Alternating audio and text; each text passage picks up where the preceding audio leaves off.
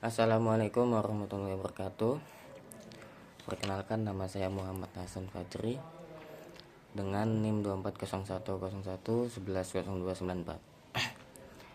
Saya di sini ingin mereview artikel dengan judul Pengaruh Literasi Media Internet terhadap kemampuan berpikir kritis siswa dalam pembelajaran ilmu pengetahuan sosial di era COVID-19.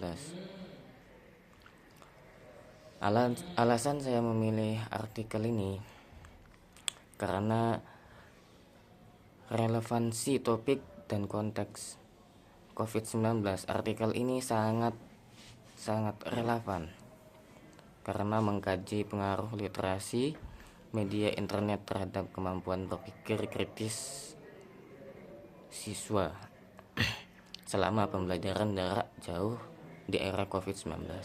Situasi ini memaksa siswa menggunakan internet secara masif, menjadikannya isu yang mendesak dan kontekstual.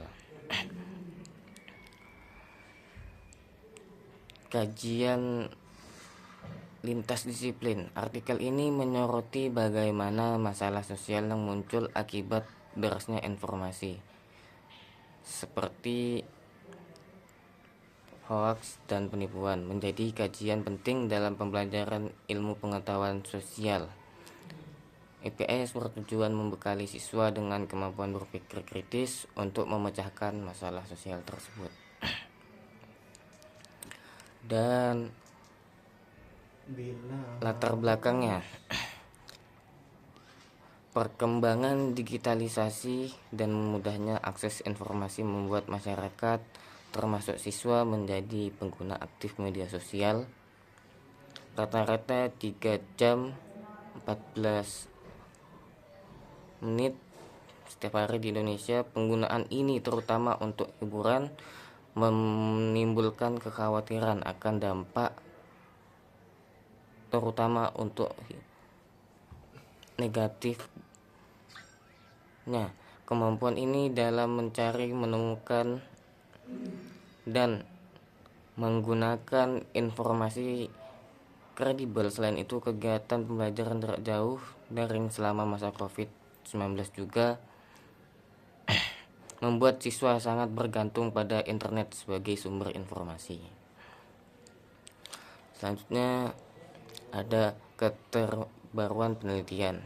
Penelitian ini bertujuan untuk mengamati pengaruh literasi media internet terhadap kemampuan berpikir kritis siswa dalam pembelajaran IPS di SMP negeri sekota Bandung, khususnya di era COVID-19. Topik ini relevan dengan situasi pandemi COVID-19 yang mengharuskan pembelajaran jarak jauh dan penggunaan media sosial atau internet yang masif. Landasan teoritis.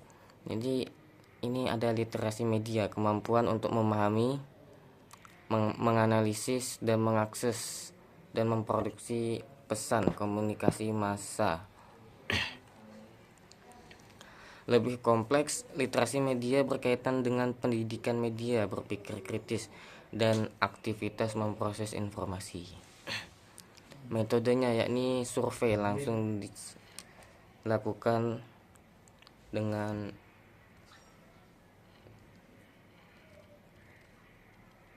mengunjungi sesuatu penelitian tersebut. Desain penelitian survei dilakukan dengan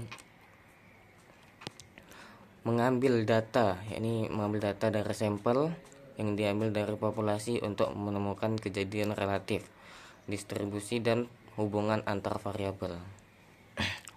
Populasi and sample.